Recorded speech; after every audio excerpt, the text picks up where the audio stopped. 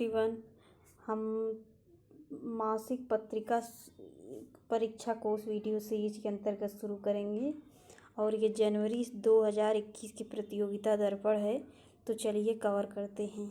इसमें राष्ट्रीय घटनाक्रम में कौन कौन सी न्यूज़ है, पहले न्यूज़ देख लेते हैं।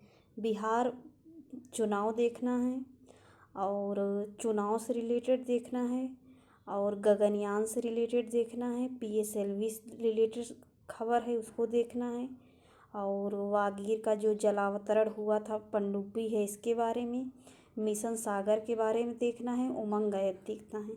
तो चलिए जल्दी जल्दी हम लोग शुरू करते हैं। और किसी भी न्यूज़ में हमको क्या देखना होता है, कौन सी खबर कब हुई, कहाँ हुई, क्यों हुई और उससे जो रिलेटेड तथ्य होते हैं। तो पहला है कि बिहार चुनाव हुआ, तो इसमें हमको यही देखना है कि बिहार चुनाव 3 चरणों में हुआ और नीतीश कुमार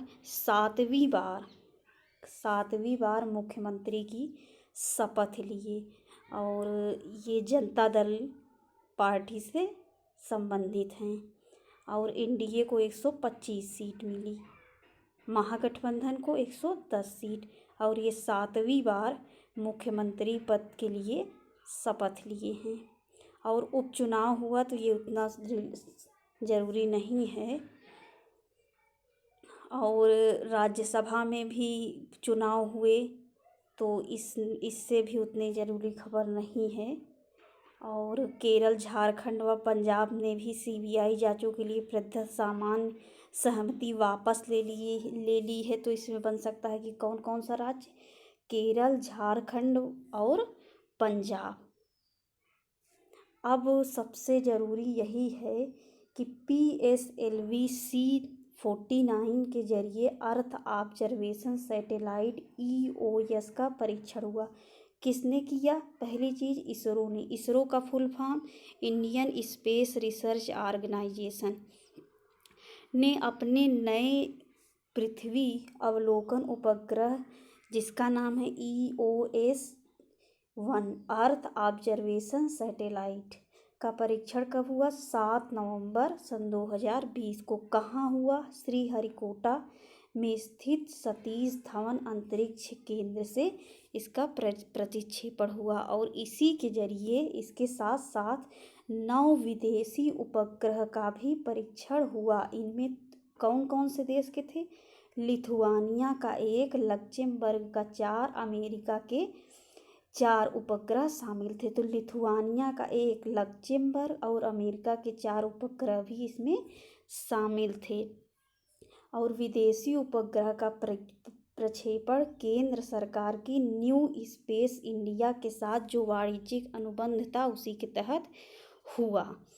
और EOS जो है श्रृंखला इसरो की पूर्ववर्ती रिसैट श्रृंखला के उपग्रहों की नई उन्नतशील श्रृंखला है। पहले रिसैट पे नामकरण होता था, अब EOS पे होगा। इसरो ने अपने अर्थ ऑब्जर्वेशन सैटेलाइट का नाम EOS श्रृंखला में रखना शुरू कर दिया। 7 नवंबर सन 2020 को प्रक्षेपित radar imaging earth observation satellite जिसे रिसैट 2BR-1 नाम पहले दिया गया था, ओके, और इसका नामकरण अब क्या हो गया? EOS-01 और इससे पूर्व रिसैट 2BR-1 नाम दिया गया था और उसका प्रक्षेपण PSLV C-48 के जरिए 11 दिसंबर सन 2019 को किया गया। और नया प्रक्षेपित अर्थ ऑब्जर्वेशन सैटेलाइट EOS हर मौसम में पृथ्वी पर नज़र रखने में सक्षम है। कृषि, वानिकी, आपदा प्रबंधन के अतिरिक्त सीमाओं पर निगरानी भी ये रखेगा। और EOS प्रक्षेपण लगभग 1 वर्ष के अंतराल के बाद भारत की धरती से इसरो का कोई उपग्रह प्रक्षेपण था। इससे पूर्व सन 2019 में PSLV 48 की उड़ान किससे हुई थी? रिसैट BR-1 रिसैट 2BR-1 से सन 2019 नवंबर में। अब PSLV 47 की किससे हुई थी? कार्टोसैट 3 का प्रक्षेपण इसरो ने किया था। और सन 2020 जनवरी में इसरो के संचार उपग्रह GSAT-30 का प्रक्षेपण हुआ था। किंतु यह प्रक्षेपण कौन सा? GSAT-30। यह प्रक्षेपण यूरोप की एरियन स्पेस कंपनी के एरियन 5 के रॉकेट के जरिए फ्रेंच गुयाना में कारू स्थित प्रक्षेपण केंद्र से किया गया था। तो ये काफ़ी चर्चा में था। तो इसमें हमने क्या देखा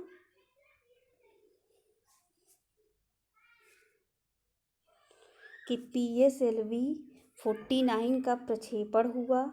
कब हुआ? 7 नवंबर को हुआ। कहाँ हुआ? आंध्र प्रदेश के सतीश धवन अंतरिक्ष उपग्रह प्रक्षेपण यान है, वहाँ से हुआ। और यह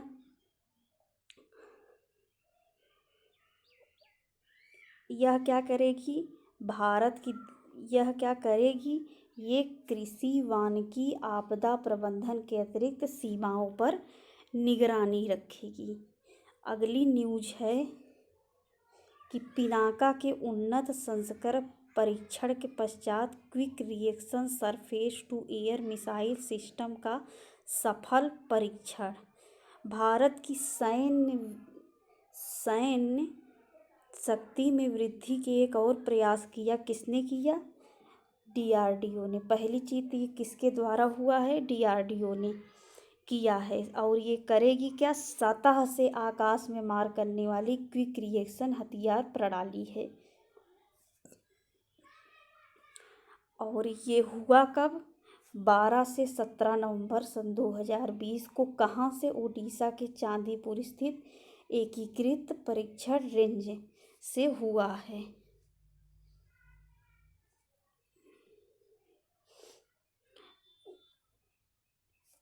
ये सतह से आकाश में करने वाली है। और यह चांदीपुर स्थित एकीकृत रेंज से किए गए तथा इसके द्वारा आकाश में पायलट रहित एक लक्ष्य विमान, जिसे वंशी नाम दिया गया। तो आ सकता है कि वंशी क्या है? तो ये पायलट विमान है, पर सीधा प्रहार किया गया। QRSM हथियार प्रणाली के बैटरी युक्त बहुआयामी राडार, बैटरी युक्त निगरानी राडार, बैटरी युक्त कमांड पोस्ट, वाहन व मोबाइल संचार लॉन्चर जैसे सभी तत्वों को इस परीक्षण उड़ानों में तैनात किया गया था। और इसमें सिर्फ हमको यही देखना है कि इसमें पहली चीज़ तो किसने किया? DRDO ने। और ये इसको कब हुआ? ये 12 से 17 नवंबर। कहाँ से हुआ? ओडिशा के चांदीपुर से हुआ। और इसमें एक वंशी नामक पायलट रहित एक लक्ष्य विमान, पायलट रहित, इसमें पायलट नहीं है, एक लक्ष्य विमान जिसे वंशी नाम दिया गया है। और ये वंशी पर सीधा प्रहार करेगी। स्कॉर्पियन श्रेणी की 5वीं पनडुब्बी वागीर का जलावतरण। तो वागीर क्या है? तो ये एक पनडुब्बी है। किसने किया? भारतीय नौसेना ने। ये 5वीं है। तो हमको 4 जो इससे पहले हुई है तो इसका पता चलना चाहिए। पहली कौन सी थी? INS कलवरी, जिसे 14 सितंबर सन 2017 को किया गया था। दूसरी थी खंडेरी। तो ये आ सकता है कि खंडेरी क्या है। और तीसरी थी करंज, चौथी थी वेला। तो ये सब पनडुब्बी के नाम हैं।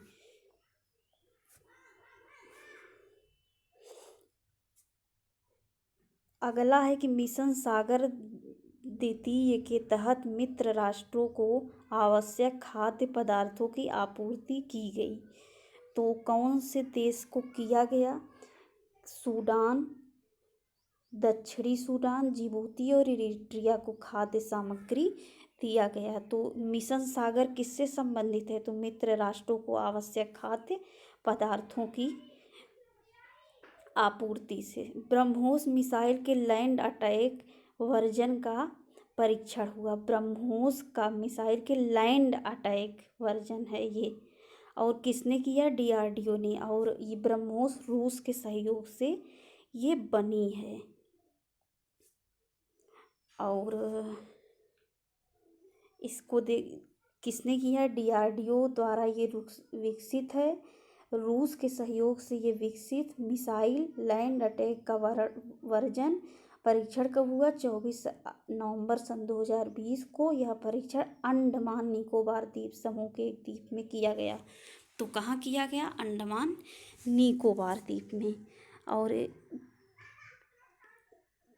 किया गया, जिसके तहत एक अन्य वीरान द्वीप पर निर्धारित किए गए लक्ष्य को इसने निशाना बनाया। इस मिसाइल के अनेक परीक्षण पहले भी किए जा चुके हैं और 24 नवंबर की इस परीक्षण का मुख्य उद्देश्य क्या था कि मिसाइल की रेंज व गति में वृद्धि करना। इसकी जो मारक क्षमता थी 290 से बढ़ाकर 400 किलोमीटर किया गया और इसकी गति को 2.8 मैक तक बढ़ाया गया। तो मारक क्षमता कितनी बढ़ाई गई? 290 से 400 तक और गति को 2.8 मैक तक बढ़ाया गया। इस मिसाइल को जमीनी सतह के अतिरिक्त लड़ाकू विमान, युद्धपोत व यहाँ तक कि पनडुब्बी से भी इस्तेमाल किया जा सकता है। ब्रह्मोस मिसाइल की जमीनी संस्करण का एक परीक्षण 30 सितंबर सन 2020 को बालासोर स्थित एकीकृत परीक्षण रेंज से तथा नौसैनिक संस्करण का एक परीक्षण अरब सागर में 18 अक्टूबर सन 2020 को नौसेना के INS चेन्नई द्वारा किया गया था। तो बस इसको इतने इसमें देखिए कि ये लैंड अटैक का वर्जन का ये था। कहाँ से हुआ? अंडमान निकोबार। कब हुआ? 24 नवंबर सन 2020 को। और रूस और DRDO ने मिलकर किया है। और ब्रह्मोस का जो नाम है, ब्रह्मपुत्र हमारे यहाँ की जो नदी है, और रूस की मोस्कवा के नाम पर इसका नामकरण किया गया है। अगला है कि उमंग ऐप का अंतर्राष्ट्रीय संस्करण जारी हुआ। तो उमंग ऐप काम क्या करता है? तो ये केंद्र और राज्य सरकारों के विभिन्न विभागों की विभिन्न जानकारी सेवाएं उपलब्ध कराता है। उमंग का फुल फॉर्म क्या है? Unified mobile application for new age governance. तो इसमें यही हुआ। किया किसने? केंद्रीय सूचना और प्रौद्योगिकी संचार मंत्री श्री रविशंकर ने 23 नवंबर सन 2020 को इसके तीसरी वर्षगांठ पर ये किया है। आत्मनिर्भर भारत के 3.0 के तहत कितना करोड़ रुपए का पैकेज दिया गया? 2.65 लाख करोड़। और यह GDP का 15% है तथा 9% सकल घरेलू उत्पाद का है।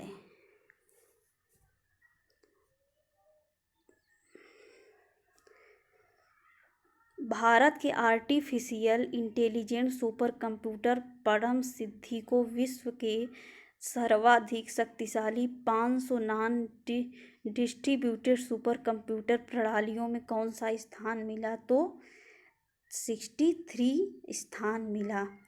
किसको मिला? परम सिद्धि को। राष्ट्रीय सुपर कंप्यूटर मिशन के तहत निर्मित परम सिद्धि AI को 500 नॉन डिस्ट्रीब्यूटेड सुपर कंप्यूटर में 63 स्थान मिला। तो यही हमको इसमें देखना है। और राष्ट्रीय सारा घटनाक्रम हम लोग देख लिए। और मानव रहित गगनयान की उड़ान अब सन 2021 के अंत तक संभावित है। ऐसा किसने कहा? इसरो ने कहा। और इसरो का ये सन 2022 तक दूसरा कुलैस गगनयान सन 2022 में भी लॉन्च करेगा। तो मानव रहित गगनयान की उड़ान का अब लक्ष्य क्या है? सन 2021 के अंत तक संभावित है कि उड़ान करेगा। बस आज के लिए बस इतना ही। वीडियो कैसा लगा फीडबैक ज़रूर दीजिए। Thanks for watching this video.